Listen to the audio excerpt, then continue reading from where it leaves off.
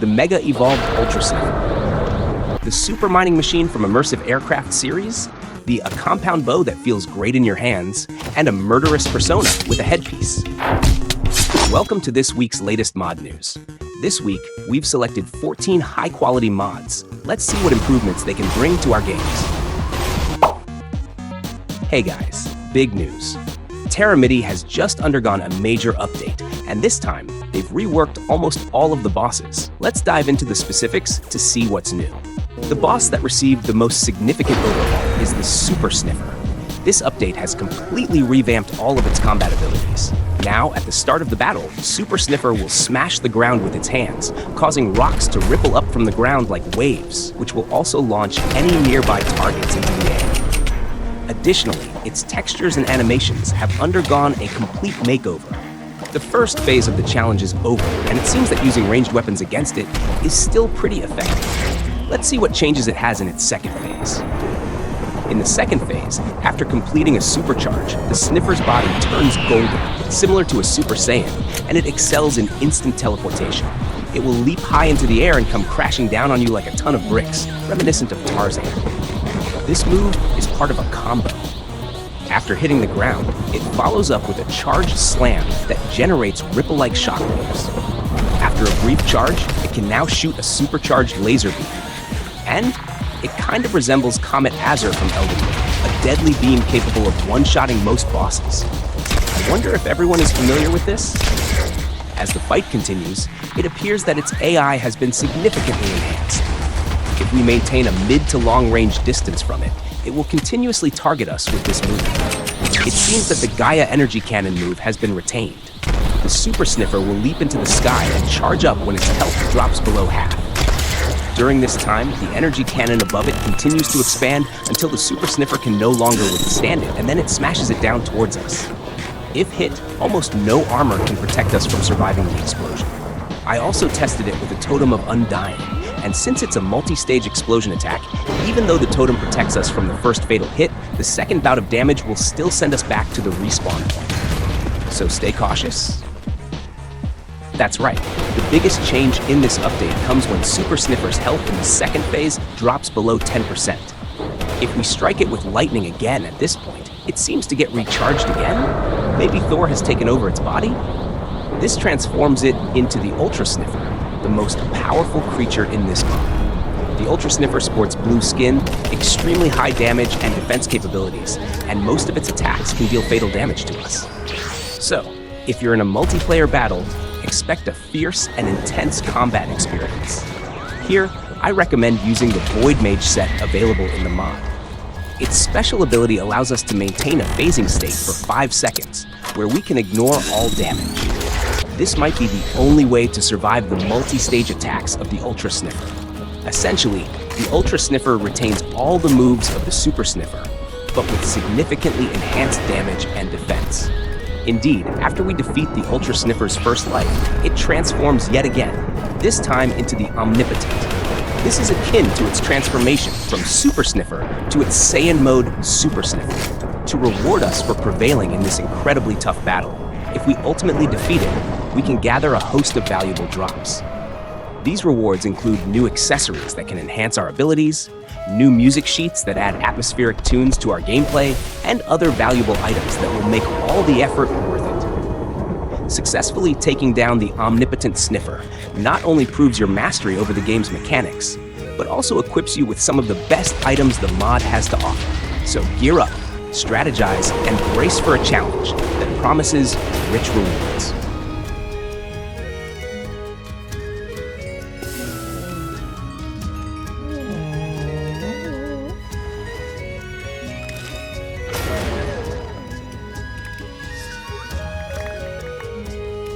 The next mob that received a rework is Gob, King of Gnomes, who now boasts a new moveset. Gob now frequently summons his goblin minions, who obediently follow him and engage in battle with the player. However, there's an interesting twist. Gob's attacks can harm his own minions. So, if you do like I do and manage to draw his minions into the range of Gob's attacks during the fight, Gob will inadvertently help us out by killing them off, although he will summon them again. In other respects, Gob now also uses powerful stomping attacks and can summon skills like the Summoner's Teeth. Overall, this makes for a battle that is not very difficult, but is fast-paced and enjoyable, suitable for tackling with vanilla equipment.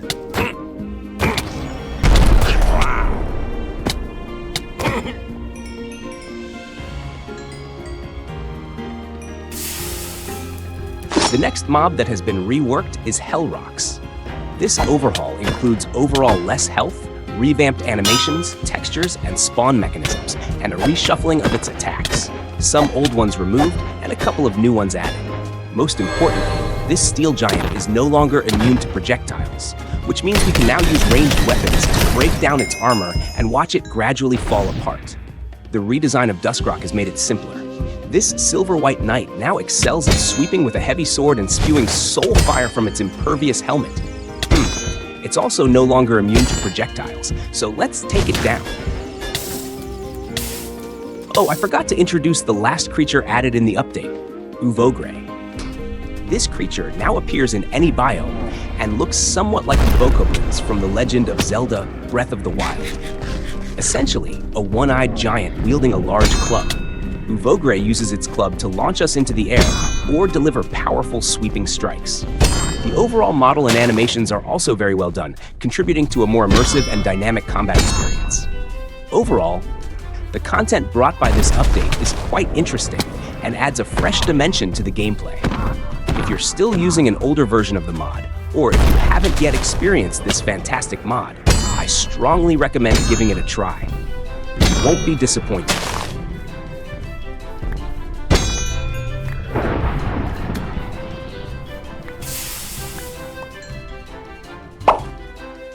Hey guys, I seem to have found a nice add-on for immersive aircraft. Check this out. This add-on adds a series of new machines. While they can't fly, they look pretty useful nonetheless. First up is the Tunnel Digger, which looks like a machine specifically designed for mining. It's equipped with a massive drill bit that allows it to break through high-hardness ore. All you need to do is sit in it, watch its gears start to turn with a roaring sound, and then you can drive it straight into the ore blocks. It gradually breaks down the obstructing ore blocks and collects their drops into its own storage. It seems like there's a noticeable improvement in efficiency. Oh, and by pressing Shift, we can adjust it to dig downwards, creating a pathway to the underground. By the way, this will generate a lot of storage clutter, so remember to clean it up regularly. The second machine appears to be a drone. You can right-click on two arbitrary containers to bind them. Once bound, the drone will fetch items from one container and transport them to the other. And the animation for this looks really cool, doesn't it? I take back what I said about them not being able to fly. It seems they just don't carry people, only cargo.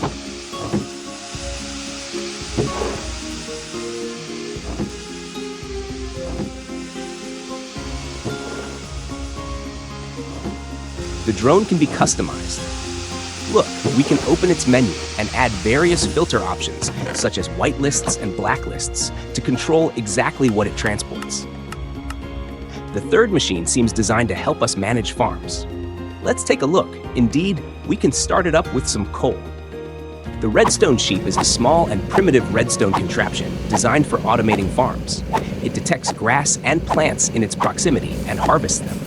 When it's idle or runs out of fuel, it returns to its home position. With this setup, as long as we provide it with enough coal, we can achieve full automation of our farm. Becoming a farm tycoon might no longer be just a dream. This little helper could really revolutionize how we handle agricultural tasks in the game. Finally, we've come to the last machine, which appears to be a mini submarine. You can start driving it with a right-click. While it only carries one player, it's quite nimble. Pressing Shift allows us to dive underwater, and we can swiftly navigate through the water depths with it. Oh, by the way, it also supports additional attachments, so if you're looking to upgrade it, perhaps you could repurpose some parts from an airplane to enhance it. Oh, and I forgot to mention the drill bit for the Tunnel Digger. This mining machine also allows us to replace its drill bit. If you feel its efficiency isn't high enough, you might want to try out these diamond or netherite alloy drill bits. Anyway, happy mining. I'm off to mine some more. Hey guys, good news. Just Enough Guns has just sent us a New Year's update greeting. It's added 3 new firearms to celebrate this update: the compound bow, light machine gun, and grenade launcher. Look, all the weapons come with extremely detailed animations. Let's take a look at the compound bow. Like the vanilla crossbow, this compound bow is also designed for charged attacks. The longer you charge it, the more powerful the arrow's thrust will be, with range and damage increasing as the charge time extends. The compound bow comes with a simple scope for aiming. If you want to precisely target an enemy's head for a headshot, you can hold down the right mouse button to aim, just like I do. The downside is that it cannot have attachments installed, but regardless, its shooting feel is already quite satisfying. Well, at least it's a super evolved version of the vanilla crossbow. The second firearm is a powerful light machine gun. Once you start firing, the heat at the muzzle will gradually increase, allowing you to unleash a barrage of bullets until it reaches a critical point. However, since it is a machine gun, it comes with considerable recoil. When firing, remember to press the muzzle down to counteract the kickback. Otherwise, your gun might be, how should I say it, attracted to the sky. Its continuous firepower makes it an ideal weapon in raids or mowing down groups of enemies. The third weapon is a grenade launcher. Now, hand grenades are not just for throwing. They can also be used as ammunition for this launcher. This allows you to skip the step of pulling the pin. When loaded into the launcher, the hand grenades are fired directly and explode upon impact with the target, creating widespread area damage. Importantly, the explosions from the hand grenades will not damage the terrain, so you don't have to worry about them destroying your buildings. However, there is a drawback. If you use it at too close a range, the explosion can affect you as well, just like what happened to me. Oh, I forgot to mention another major update. In this update, Just Enough Guns has introduced customizable raid challenges where you can freely select enemy groups, and within a few seconds, they'll appear armed with the firearms from this mod. This challenge is no simple task. You may face a barrage of gunfire. It's recommended to use the light machine gun for dealing with them most safely. Anyway, don't forget to update, and good luck with your challenges. Well, I don't know if you're like me, faint-hearted but with a special affection for horror mods. Here, I found another quality mod for us, Psychopath. This mod introduces a supernatural horror creature wielding an axe, wearing a hood, who will start swinging wildly at us with his axe upon sighting us. You'll notice it chases us at a very high speed, and as our health begins to drop, our screen will start to get soaked in a bloody hue. As our health continues to decrease, this bloodiness becomes more pronounced. Here's the kicker. If our health drops to 40%, Psychopath will hit us hard, immobilizing us in place. At this moment, the whole screen turns vivid red, and then Psychopath delivers a fatal blow. So you might ask, Lulu, is there any way to resist this madman? We can hold a shield, and each time Psychopath hits our shield, it consumes 1/3 of the shield's durability. However, its own heavy strike will briefly stun it. By using this tactic, we can manage a bit of resistance. But considering a shield can only be used 3 times, well, if you haven't defeated it by then, you might want to run away like I did. Well, it seems even my escape wasn't successful.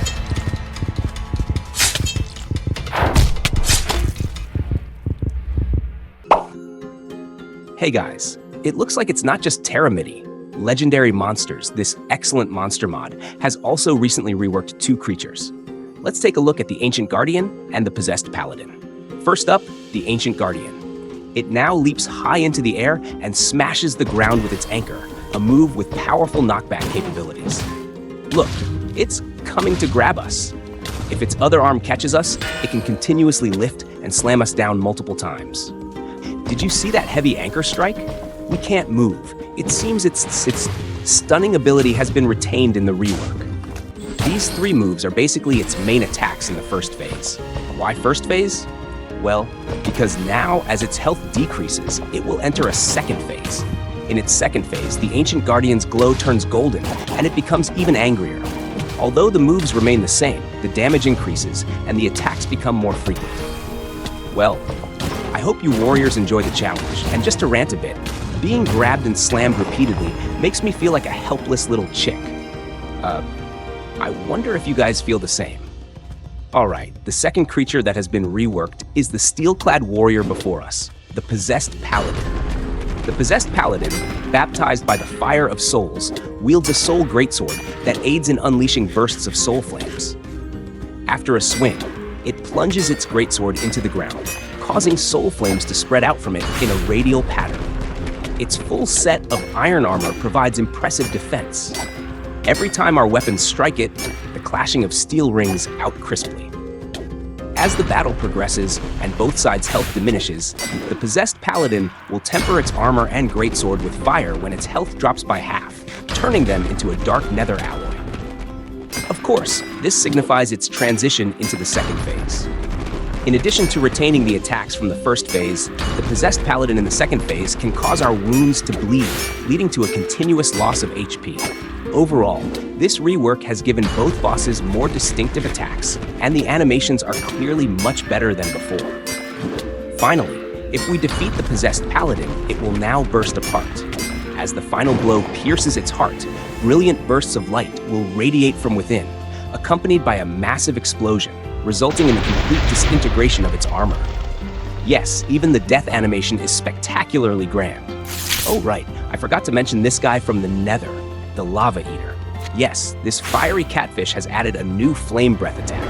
It opens its wide mouth and spews a continuous stream of fire. So remember to bring plenty of fire resistance items before you disturb it. With the addition of flame breath, the Lava Eater now uses a variety of attacks, including biting, tail swiping, slamming, and burrowing underground to emerge right beneath the player's feet. While its attacks might not deal very high damage, being flung into lava by it can cause significant trouble. So, let me emphasize again, bring fireproof items. Anyway, I wish you a joyful challenge.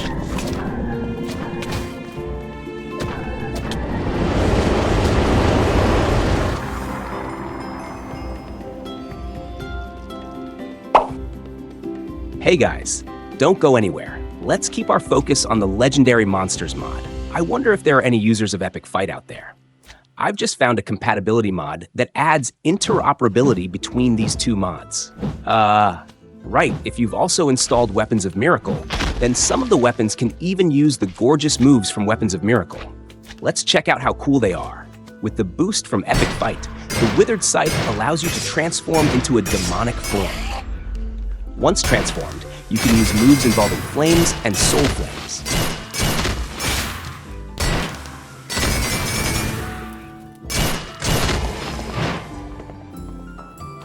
The Dinosaur Bone Club retains its heavy characteristics.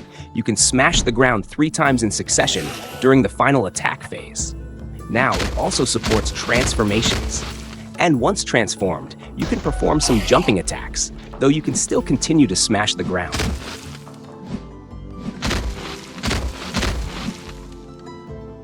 The Axe of Lightning allows you to summon lightning over the heads of nearby targets after charging up, making you feel a bit like Zeus.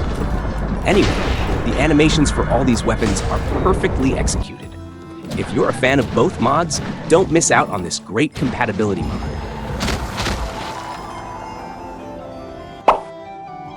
Ahead, it seems there was an explosion?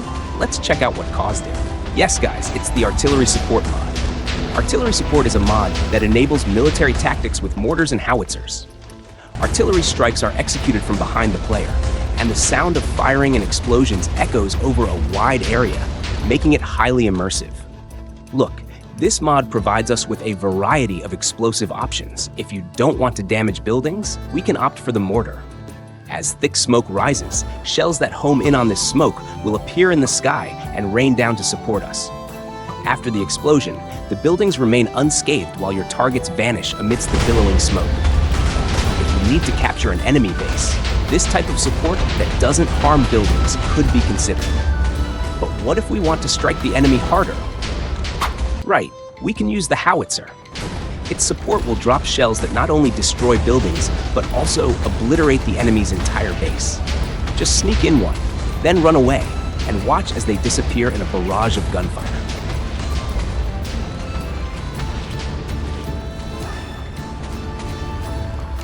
Right, Let's try to see if these supports can be used in other dimensions. If they can cross dimensions, it could greatly enhance our combat effectiveness. Okay, it works.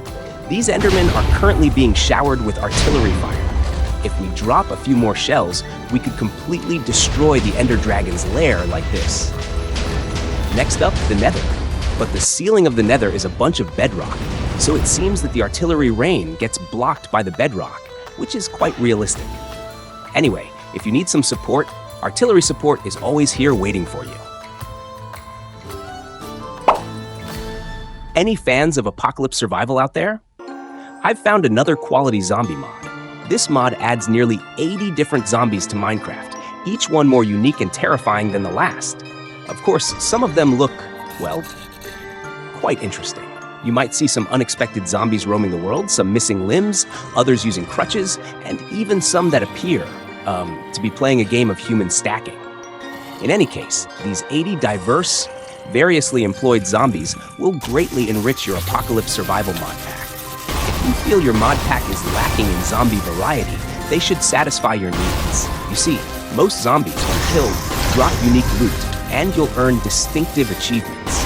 Just be careful not to get infected, as the zombies have the ability to assimilate you. Lastly, to accommodate all these zombies, Infectious has added dozens of structures, including military bases, various houses, and some small outdoor structures, among others. Each type of structure will spawn zombies appropriate to its setting. For instance, you might find infected soldiers in military bases and infected patients in hospitals. So, well, if you like apocalypse survival, give it a try. The company of 80 zombies might just solve your loneliness. I've just found some really cute ducks for everyone. This mod adds some ducks with fantastic animations, and you can find them in swamps. Look at them. Their animations are so good, with their whole bodies swaying side to side as they walk, making them look lifelike. Just prepare some seeds, and you can tame them just like chickens. Well, but tamed ducks can also eat cookies, and if you have, many cookies in your storage, really a lot, about 100, I don't know why they have a bigger appetite than me. After feeding these cookies to the ducks, they sometimes drop an item of clothing. You can pick it up and equip it on the ducks, giving them a new skin. There are about 15 different textures for the new skins, so if you want to collect them all, we might need to prepare, well, for some who are perpetually unlucky, I guess it might take thousands of cookies. Overall, their textures and animations are great. Let these little guys join your farm. Hey guys, watch my next move. 1, 2, 3.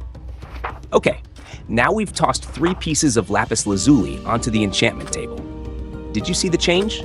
Yes, this mod allows us to add some animated effects to the enchantment table with 3 pieces of lapis lazuli. Whenever we approach the enchantment table, it will automatically play this animation of the lapis lazuli orbiting around the table. Additionally, the center of the lapis lazuli will randomly display an enchantable weapon. Well, anyway, if you want to make your enchantment table look cooler than your friends, you might want to try out this nice little mod. Hey guys, I believe many of you have been enjoying the Arsenal mod recently, a high-quality weapons mod that brought us special weapons like the Scythe and the Anchor. This time, I found an add-on for it that adds 4 extra enchantment books to these weapons.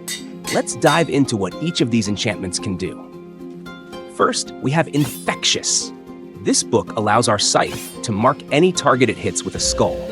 When you strike the marked target again, the debuff increases the next damage taken by 50%. This is particularly useful for weakening enemies with high health. Next up is Clutch, which enables high-speed movement while using the Scythe. The Scythe will increase your speed and make you dash forward. Repeated uses need careful timing, and you can monitor its cooldown by watching for 2 exclamation marks on your screen.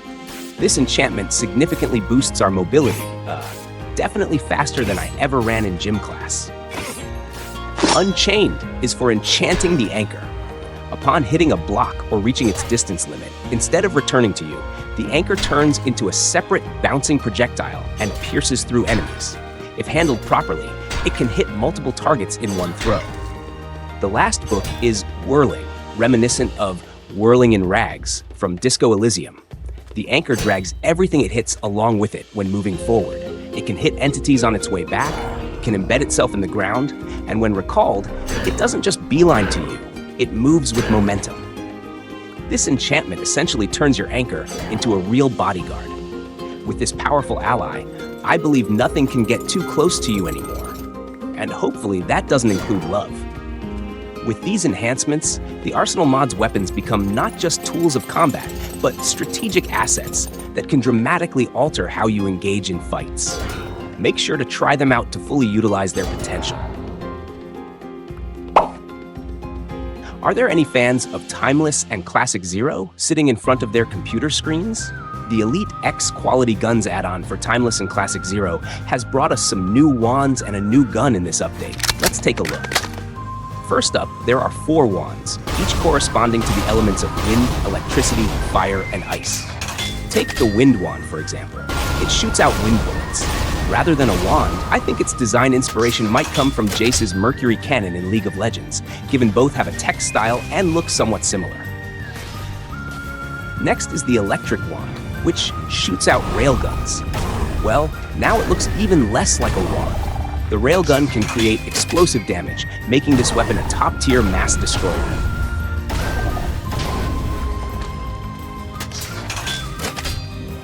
The third wand is the Fire Wand, which we can use to ignite targets or any flammable structures. It looks like this weapon would be a pyromaniac's favorite. With its ultra-long range, maybe you could quietly set up some mysterious fires. The last wand is Ice Themed, aptly freezing and slowing down targets. But a word of caution, these weapons might not be suitable for killing vanilla mobs because their base damage is a whopping 120, which means we could take down a Warden in 3 shots. Unless, you want to inform the Minecraft world. In any case, their models and animations are as excellent as the firearms from Timeless and Classic Zero. If your mod pack includes some terrifyingly powerful monsters, use these weapons to strike them down hard. Hey guys, check out my cursor. Looks cool, right? Yes, I've found a port of the cursor mod for version 1.20.1. This excellent mod allows us to customize our own cursor in the game. Unfortunately, it stopped at version 1.19, which meant many players couldn't enjoy it in the newer versions. So, if you want to customize your own cursor, you might want to try this nice port. It offers 5 different cursors that dynamically change based on how you use them, like when clicking, grabbing, or dragging items. The cursor will display differently. Additionally, you can customize its size in the settings. There are 5 types of cursors available, and if you think it's not big enough, you can adjust it to be even larger. Anyway, I hope this mod brings you a richer set of dynamic elements. I just found some reptiles that look pretty cool. Reptilian seems to have introduced us to some awesome common reptiles like crocodiles, lizards, and turtles. They now appear in the overworld's biomes, each with unique behaviors and excellent animations. You can encounter various crocodiles in rivers and swamps, find geckos and chameleons in jungles, and the barren lands are no longer lonely, with creatures like tortoises slowly crawling around. I hope this becomes a favorite for reptile enthusiasts. Just don't try provoking them. After all, these big guys are not to be messed with. This handy mod allows you to equip some vanilla items as accessories. What's cool is that when any of these items are equipped, a copy of the accessory slot they occupy is created, so they don't actually take up any accessory slots. For instance, the spyglass can now be slotted into the belt slot. Once equipped, you just press and hold C to zoom in, giving you a clearer view without having to shuffle through your inventory. Then there's the Totem of Undying, which can be equipped in the charm slot. It works just like it does in your hand. The Elytra gets its own spot in the cape slot. While equipping it here doesn't add new functionality, it does free up the chest slot, allowing you to wear both a chest plate and the Elytra simultaneously. Perfect for both protection and gliding. Clocks and compasses can be equipped in the wrist slot, providing easy access to the time and direction with information displayed in the top left corner of your screen. Hey, just wanted to let everyone know that the Savage and Ravage mod has now been ported to version 1.20.1. So if you're in need of this high-quality mod, you can go ahead and update to the latest version now. This mod has a whopping 27 million downloads, and I think, well, it probably doesn't need much introduction from me. Anyway, if you're interested, you can download its latest 1.20.1 version now.